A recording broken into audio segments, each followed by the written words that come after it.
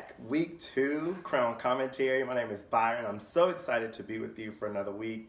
Thank you so much for the extreme outpouring of love and support from all my friends. I swear I did not expect any of that from you all. It just warmed my heart. The first episode right now is at like 75 views, and I didn't think anybody would watch it, so thank you for actually watching it. So this week, I got a whole packed show for you, and I'm really excited to share some new stuff with you and kind of stretch your brain. Towards the end, we'll talk about a few different things. So before I jump in too much, last week I talked about this new show on HBO called Insecure with Issa Rae from Awkward Black Girl, which I'm absolutely in love with, but I totally forgot there was a show before that I didn't talk about, and that was FX's new show, Atlanta, with Donald Glover, who does a tremendous job. It was actually introduced to me by Kevin, so Donald Glover did an amazing job. He's a very talented writer. Go check it out. It actually just got a Golden Globe nomination for Best Actor in a Series and Best Show. So congratulations, Donald Glover. I know you're out here killing the game. But don't sleep on Blackish. I know some of y'all love, including myself, Blackish. They got a nomination too for Best Series, Best Actor and Anthony Anderson, and Best Actress and Tracy Ellis Ross. I'll talk more about her later on in the episode. Shout out to a few YouTubers that I think are also doing an awesome job, and some of my personal friends. Check out Fair Game Radio. They're new YouTubers. They've been in the game for a while. They're actually in a competition right now to be PAs on the show Insecure. So please go check out their show. It's really great. Vote for them if you can. And if you're looking for some quick musical YouTube videos, Wit Says does an amazing job too. He was a student at NC State. You know, I love my Wolfpack family. Both Piera and Fair Game Radio and Wit, NC State grad. So go check them out.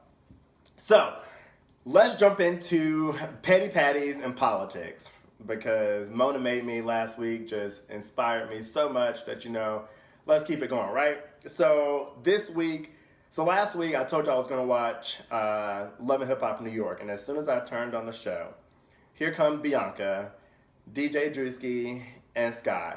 So first of all, Sky was a whole hot mess. So if you haven't seen the show, Sky, they're in this cute little love triangle. DJ Drewski is trying to say, I'm trying to get Bianca on this song that I made for Sky. He's trying to have his cake and eat it too. Bless his heart. And Sky is mad because DJ Drewski's not checking Bianca. And, eventually Bianca and Sky start to go at it, whatever the case may be. But I was low-key pissed at DJ Drewski, because if you tell me you're supposed to be in a relationship with Sky and you're over here entertaining Bianca, then Sky's right. You are disrespecting her. Like, it is what it is. It's super disrespectful for you to be, flirting, this, that, and the third, and you call it work, and you're just trying to get her on this song that you supposedly made for Sky. It ain't cute. But, a man is going to go where a man wants to go, and if he don't want to be in that relationship, then he's not going to be in that relationship. So, Sky, you're making yourself look a little low-key dumb, because if he didn't go ahead and check Bianca in the first place, let him go, boo-boo. If he ain't what you want, be gone. I know you got a year in the game, everything was going right, but if that man is disrespecting you the way that he is with Bianca, let him go. He's not the one for you, Sky. Peace on, you're cute, you got that beautiful natural hair. Go ahead, and you've lost all that weight with this new strip aerobics, whatever it is the case that you're doing over there. Girl, get your life, move on to the next. Like Beyonce said, what? To the left, keep it moving, girl. Next, on the show too. And y'all know I have a soft spot in my heart for Cardi B. Cardi B saved this franchise. I promise you, Love and Hip Hop New York was on its way down the toilet. It was going nowhere. And here came Cardi B, ready to liven the scene back up. I promise you, she brought youth and entertainment and a great personality back to this show. And this little, so last week, her and Self had a little innocent kiss that she says, because you know she's still in a relationship with old boy that's in jail. Well, Self is trying to have his cake and eat it too, just like Drewski. And, you know, tell his girlfriend and keep her, you know, everything's fine, you know, don't need to worry. But here come Cardi, she see the phone, and they get into, you know, I think this week she's supposed to ask Self who this girl is, talking all this junk on his phone about Cardi, and he's sitting up here looking like, oh no. Like, boy, get your life together. You look stupid. You look stupid that you're trying to have your cake over here with your artist who's clearly in a relationship and low-key curved you. But, again, we'll see how that turns out this week, because, you know, as soon as I'm done with this, I'm going to go ahead and hit up this DVR and see what's going on over there. Now, my favorite housewives, Andy over at Bravo, thank you for putting this group of women together, because they touch my soul every Sunday. Just like Solange, I've been a fan of the show for years. I know I told y'all recently that I've been excited about Real Housewives of Potomac and Giselle Bryant over there. But this right here, so last night, if y'all watch What Happens Live with Andy on Bravo, Phaedra and Shamar Moore, his little chocolate drop, I mean, you know, caramel delight, was kissing all over Miss Phaedra. And y'all know she's the classiest of the classy, a good old Southern belle, if you will. And he was kissing up on that neck, and you know she played it, you know, smooth, very coy if you catch that. But I'm sure she was a little hot under the collar. I had to grab my pearls a few times because that man is very sexy, and he was putting his tongue all over her neck. So I wonder if what happened after the show stopped rolling. If you catch that, which leads me to Kenya Moore, Matt Jordan. So if you follow the blogs, Matt Jordan has been talking all of this junk since this summer. So when they were filming this summer, Matt Jordan originally posted this post about how he wanted to go make up with Kenya after this week, you know, they showed him kicking in the glass door. He arrived at the scene to talk to Kenya to figure out what they were going to do next with their relationship, and got very upset at the fact that the camera crew was still there. He Instagrammed about it. Well, on the show, we get to see what went down.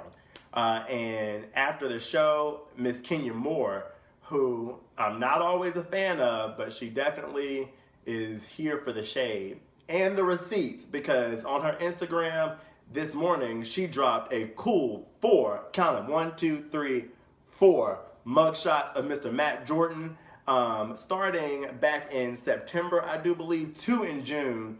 And I said, my word, you out here. He is acting a plain old fool. And, you know, he got upset and saying, you know, he was blaming her for these actions. And she made a very good point that, you know, one day you're blaming me and it's my fault that you're acting out and you're breaking things, and I'm a young man and I'm going to get angry and break things. That's not normal. That is not, if anybody's out there listening and you're in a relationship with a dude, or you're in a relationship with a young lady, whoever, you're in a relationship with a person that is saying when they get angry, they like to hit things, they like to break things, and they're calling that normal, is not normal. And Kenya made a very good point in saying that if it's my fault that you're out here breaking things, the next time that this could escalate quickly, and then you could be blaming me for coming and beating me up and, you know, giving me a black eye. Flashback to growing up hip hop, and I know y'all saw Mary J. Blige's stepdaughter and her little boyfriend Iman beat her all the way up. And don't get me, we'll have a whole nother episode on domestic violence and those situations, because I understand there's a lot that goes on in the mind of a person that chooses to be involved in a domestic violence situation. Check out hashtag Why I Stay versus hashtag Why I Left. It's a great hashtag. We did a program here at Eagle Village for it last year. But back to Matt Jordan and Kenya Moore, the story is just getting juicier and juicier and juicier, and I'm very excited to see where this is going to go moving forward. But as a student affairs professional looking at this from the outside in, I was very interested, because I was like, this is a red flag. So for those of you that don't know, the Red Flags campaign talks about domestic violence and what is a red flag for you. And red flags can be different for everybody that's in a relationship. And your red flag may be different from your red flag, maybe different from your red flag. And Kenya is saying, this is a red flag for me. She's chosen to engage Matt for a little bit here, has taken him back numerous times, according to her. And even him saying, just take me back one more time. But it's starting to get a little scary. And I think that is where that Red Flags campaign is kind of coming in. And I'm hoping that people are watching this and saying, this is not all right. And if it's not all right on TV, it's not all right in the lives of the people that are around us. So say something, you see something, say something. Keeping forward, so earlier last week, Wendy Williams caught some flack from everybody. I mean, when is Wendy not catching flack? I watch Wendy Hot Topics every day on YouTube. Just, I'm in my office, I'm bored, I like some background noise every now and again. And Wendy does a great job of, I don't want to say keeping it real, but sharing the tea. She has a big mug of tea every day. It's cute, it's entertaining. Sometimes she steps left. And in those times, I had took a break from Wendy for about 6 months because I was like, you know what? You're talking a little out the side of your neck. But with that, I saw a lot of people online coming for Wendy's life. And some of it was funny. Don't get me wrong. They said, she looked like a uppercase P. Lord, her wig be, laid to the side and then back to the other side. And then, her dresses that she make on QVC ain't worth nothing, or HSN, wherever she sells them. But I had to draw the line when people began to misgender her. Wendy Williams is an identified female, and people are saying, Wendell out here acting this way or that way, or, she a grown-ass man, how dare her be coming for people, da-da-da-da.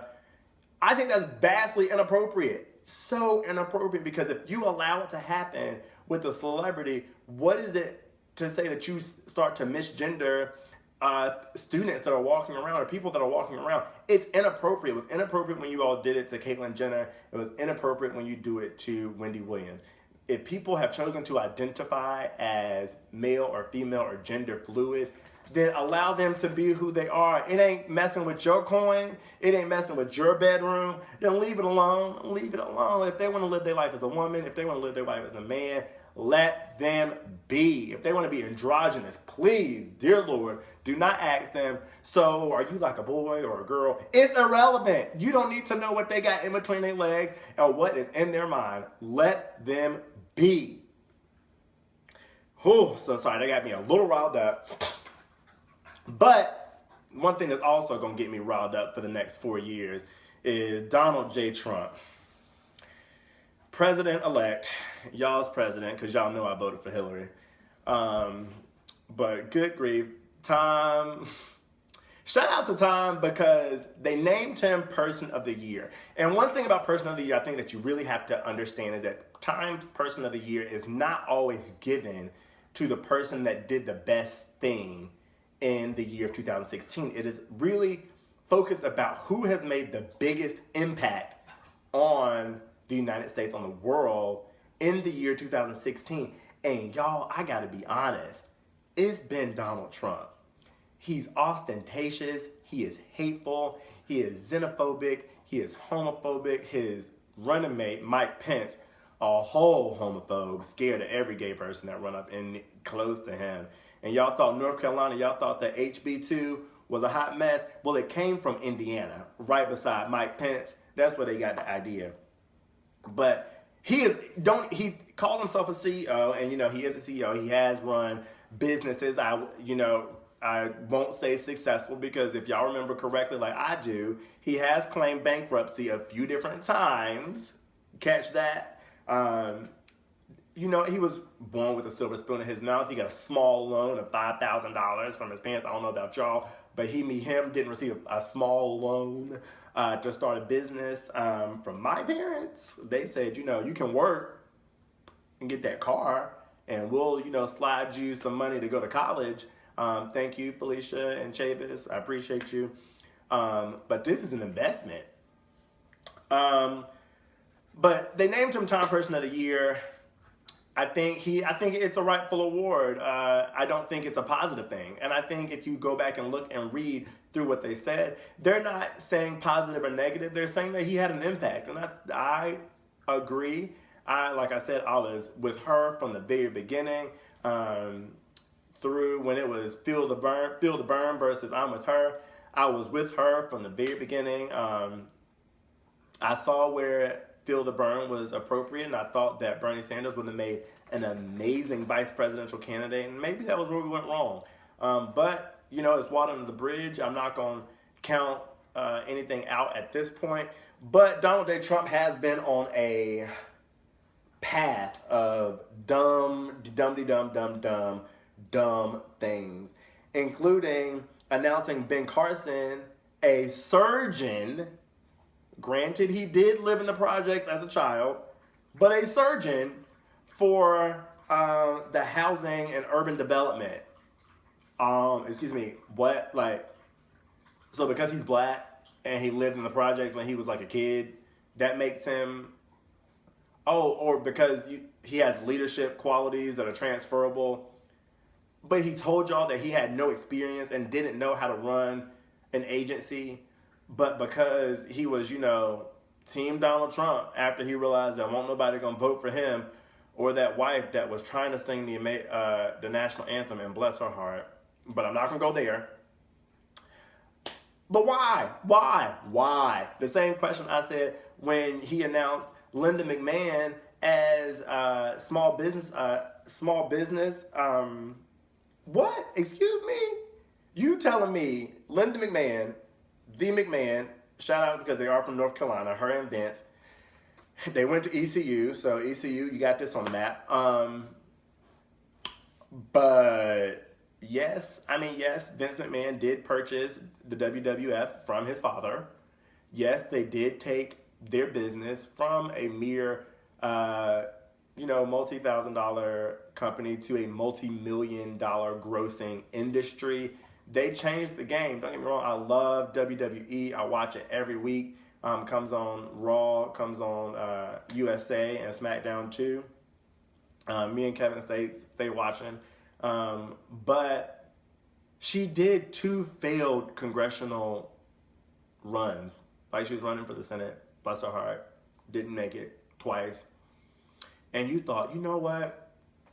Let me make her in charge of small business, because she knows how to take the small business up to the big business. That's like saying a great athlete makes a great coach.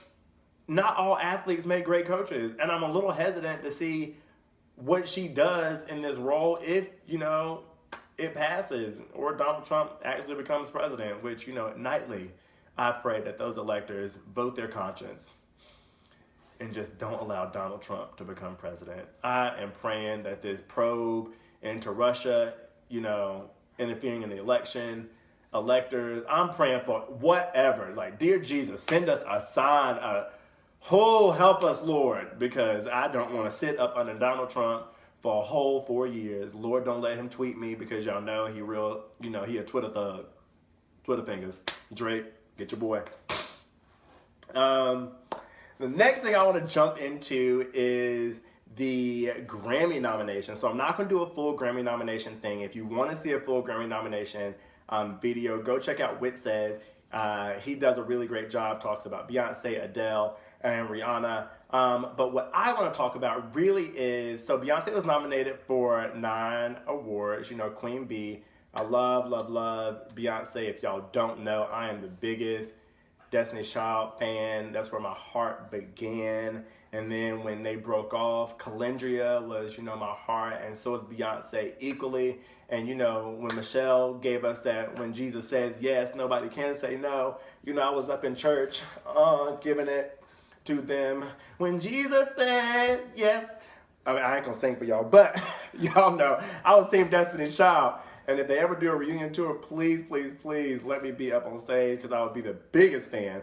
But Beyonce, I stand for her the way I stand for all 3 of them collectively. And, Queen got 9 nominations. I'm not a part of the Navy. And Rihanna, I love Rihanna. She does her thing. She gives you great hit records. Check that. She gives you great hit records. and she got 8 nominations. And people were trying to put, well, Auntie should have got this award, or she should have gotten 9. And Rihanna finally came out and said, there's no need for y'all to put us against each other. We're 2 black women. We are out here doing our thing respectively. There's no need for us to compete against each other. Let us celebrate each other, which touched my heart immensely, because there's no reason that black women need to be out here competing with each other. They are great in their own lanes. Rihanna gives you a great hit record. She gives you in the club, dancing and grinding and throwing it back. Beyonce gives you great emotions and makes you go back to that one dude that did you right, did you wrong, or fucked you good. Excuse me for the language. But whatever the case may be, they both give it to you one way or the other, and however you like it, you can take it. But Rihanna made the point, there's no need for us to be out here trying to bicker and fight with each other, which it makes my heart happy to see that. Very similar to Viola Davis and Taraji P. Henson. If y'all remember back last year this time, I think it was the Emmys or the SAG Awards, the Screen Actors Guild. And they were basically saying, there's no, Taraji P. Henson turned up when Viola Davis won that award, and it was so heartwarming to see somebody support another actor the way that she did, because it wasn't about who is going to win. It was really, she felt happy to be nominated. She felt happy that these women of color were being acknowledged for the work that they are doing, which, of course, I'm beyond excited about, And that leads into Black Girl Magic for this week. Ooh. Ooh. Ooh. Ooh. Ooh. So I told y'all early last week that I was going to be watching Hairspray live. Hairspray is one of my favorite musicals. In order, not in order, I won't do it in order. Rent, Hairspray, and Dreamgirls. I know the words to all 3 of those. The movies are great. I haven't seen the Broadway plays of any of those 3. I'm looking forward to it. Hopefully one day I can get the coin and go to New York, go see those shows. But the movies, fantastic. And I do understand the difference between the movie and the play. But Jennifer Hudson, when I tell you that she gave you body, outfit, voice, hair, whatever you need, she gave it to you. Her voice sounded angelic, and Motormouth Maybelle stole the show. Don't get me wrong, Tracy Turnblad, the new actress, she did a great job. Bless her heart, I was a little concerned in the very beginning that she was going to drop the ball. I thought she missed a few words and Good Morning Baltimore. But she, boop, boop, rallied around, got back into it. Link's character, but Motormouth Maybelle, Black Girl Magic written all over it. Jennifer Hudson, amazing, amazing, amazing job. I don't think you get the credit that you deserve, Mama, because you are out here killing the game. Please and thank you. One other thing that I just was so hurt, I really, really, really, really, really wanted that little Inez to be, Miss Baltimore, similar to in the movie, not in the Broadway play, I know. But I just wanted them to, slide her in there as a little, more additional Black Girl Magic. In a close second place this week for Black Girl Magic, Issa Rae and Tracee Ellis Ross, both being nominated for Best Actress in a series or comedy or film. I think those are 2 well-deserving actresses that are out here killing the game in their respective TV shows. Tracee Ellis Ross in Blackish, and Issa Rae in Insecure. Issa Rae in Insecure, I told you about that last week. Love, love, love it. Blackish, as I've been getting my life for the last 2 years. These seasons have been giving it to me. Tracee Ellis Ross as Rainbow is just quirky and fun and lighthearted and jovial. And so y'all know that, who is that other woman, Dreyfus, Julia Marie-Dreyfus for Veep. She's up for the award too, of course. She's been in the category time and time and time and time again. And won the category. She won the category last year against Tracee Ellis Ross. And low-key, I just really don't want her to win this year, mostly because I would love to see Tracee Ellis Ross take this one home this year. Like, she's been working her tail off and giving you amazing comedy 2 seasons in a row. I do believe it's 2 seasons of Blackish. But even going back to Girlfriends, y'all remember Girlfriends? My girlfriend. Y'all know I can't sing, but Lord, where her and Maya and gave you Sex in the City, black version. Catch it. But good luck to Tracy Ellis Ross and Issa Rae. I will be rooting for you as hard as I can, because that black girl magic is real. So let's take a quick break. I'll be right back. Oh, hey y'all. So before the video goes too far in, I did want to introduce my love, my firstborn child, secondborn for those of you that kept up with Yoshi. But this is Benjamin. You'll meet him again later on in the episode. But I wanted to give you a quick view of him, because I'm sure you're going to hear him the entire time, making noise, running around the apartment, and just being cute overall. So say hello, Benji. Hi. See y'all later. Okay. So I'm back. And this week, I really wanted to take some time to talk about, in student affairs, we have to support our students in every walk of life. For me, student activism has been very important to my college experience, and as a supporting factor for the students that I support. And this week, it kind of ramped up a little bit for me in my brain. I was thinking and processing through a few different things. And one of those things, the situation that really was a catalyst for this conversation for myself and internally, was Tommy Lynn, Charlamagne the God, and Trevor Noah. So Trevor Noah and Charlamagne the God have both sat down and had conversations with Tommy about, according to them, trying to figure out, to go into her world to help understand her more so they can help her understand them more. And people were livid. I mean, and rightfully so, because Tommy Lynn has some very dangerous views, including likening Black Lives Matter to the KKK, and spewing hate. And I talked a little bit about her last week, and I don't want to labor it too much. But what I do want to go into is the idea of the Malcom versus Martin in student activism. So what I feel like, my opinion, and please, take that with a grain of salt, that what Trevor and Charlamagne the God have done is a very Martin approach to the situation and trying to peacefully have this conversation with Tommy, understand where she is at, and help her get to where she is. They are meeting her where she is at and trying to get her to where she needs to be. Building that, educational scaffolding around her. So, that zone of proximal development for my student affairs folk. And helping her move to a place where she's thinking rationally and not just spewing hate out her mouth. But what happens for our students that do need, so they are the Martins.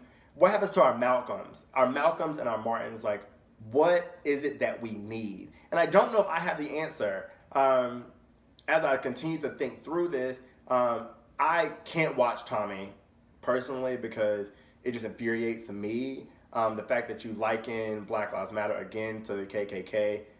Black Lives Matter is not sticking, crosses in people's yards and burning them and murdering cops and dragging them down the street in the name of white supremacy.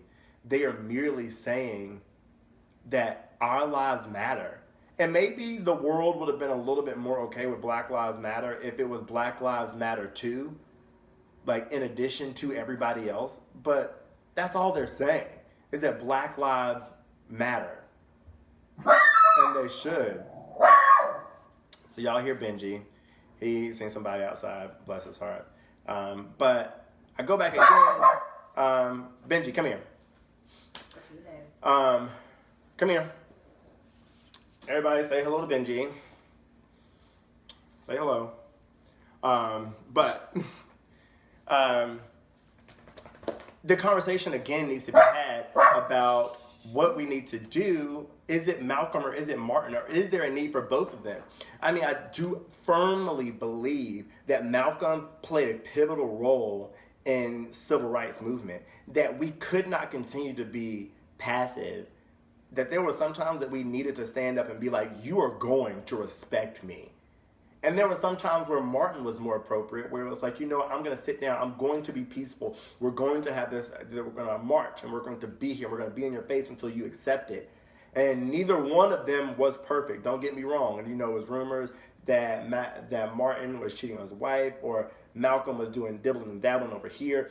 The problem was that they are men. They are men that were the leaders of these movements. And right now we have Black Lives Matter, which I absolutely adore, because there is not just one leader. Black Lives Matter was started by women of color, and queer men that said, you know, and other people that were identifying in different walks of life, but their uniting factor was the fact that they identify as Black. They're people of color. And they were saying all Black lives matter. That means Black men, Black women, trans people, LGBTQIA. All of our lives matter collectively, voting together. And then, granted, there have been some people that have picked up the Black Lives Matter movement and said, you know, only Black men lives matter. Maybe not outwardly, or only this or that. Or what about, you know, other people of color? And we are saying all of them, they all matter. The movement as itself, a large umbrella, has said that all Black lives matter. So under this umbrella, without a Malcolm or a Martin, leaves the people under the umbrella to almost pick up one of those personas. Are we going to be peaceful? Are we going to stand and just be at these rallies, or are we going to, you know, be in your face? Are we going to ignite another Black Panther Party? Are we going to be those Angela Davises who, if you didn't know, had a PhD? She was an educated Black woman, and they will not tell you that. I sound like DJ Khaled talking about they don't want you to win, but Angela Davis had a PhD. She was a well-educated woman, and she was out here telling people we need to mobilize, we need to invigorate this Black community, because we need to stand up for what is right. And I ask you, what is right? What is right? What do you think? Let me know. Drop it down in the comments. We can have a conversation. Let me know on Instagram, because I'll put this there too. But the question is, under the Black Lives Matter umbrella that we all kind of stand under, are you a Malcolm or are you a Martin, and why? I like to have the conversation. So, this week in Chasing the Crown, I wanted to take a quick moment to talk about New Year's resolutions. It is the second week of December, moving into the third week of December. I know a few people that are like, new 2017, new year, new me. Y'all know, y'all see that all over your timeline. But I really want to express the fact to you that it is not too late to follow and catch up on those New Year's resolutions. You know, for me, I'm a huge proponent of Beachbody products, more specifically Shaun T. I love Shaun T. I love the message that he has. I love him as a person. His husband, Scott Photobombs, go check him out on Instagram. They're so cute to me, and it's so inspiring to me in all of my identities to see Shaun T on my TV every day, because between T25, Insanity, the first one, Insanity Max 30, also done the Asylum, all four of those programs, and I'm going to try out Size next year. Shout out to that. I'm not getting any money from this. Please don't think that. But Shaun T has a way of inspiring me as a person to get up every day and just press play. You know, he has this thing, dig deeper. And every day I challenge myself to dig a little bit deeper. I've struggled with body image issues my whole life.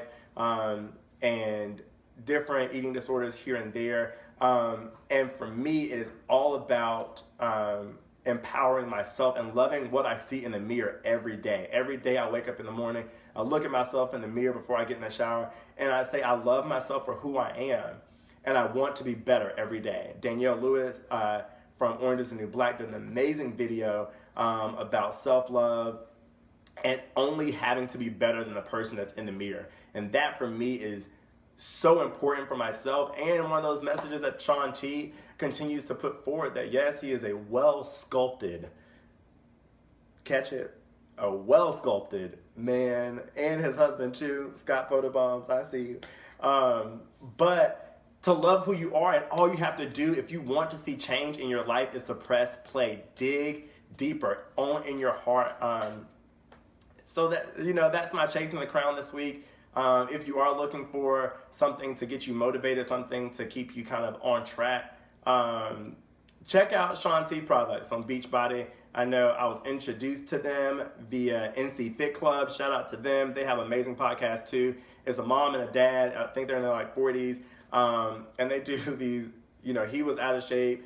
She was out of shape, and they made a commitment to go on this journey to be better people. They just wanted to be more healthy, more fit, and they completely transformed their lives. It's amazing to watch them. They were my first coaches when I was in North Carolina. And really, they send me emails and check in on me. In addition to, I kept up with their podcast. They do a few podcasts with Shaun T as well. So check them out. They're on Facebook, NC Fit Club. But it is not too late. Chase your resolutions. Every day you should wake up and say, I want to be better than I was yesterday. If your resolution is to finish your dissertation, mine, be better, enjoy what you see in the mirror. If your resolution is to have a better family life, to be better on the job, whatever it is that your resolution is, I hope that you work every single day. Make it the background on your screen and fight for what it is that you believe, because chasing that crown isn't easy, but it's worth it. So thanks for tuning in this week. I hope I gave you a few laughs here or there, inspired some conversation, or are you going to be a Malcom or a Martin, and really inspired you to go ahead and jump on those resolutions before the year's over. Don't wait for January 1st. Start now. See you next week. Bye.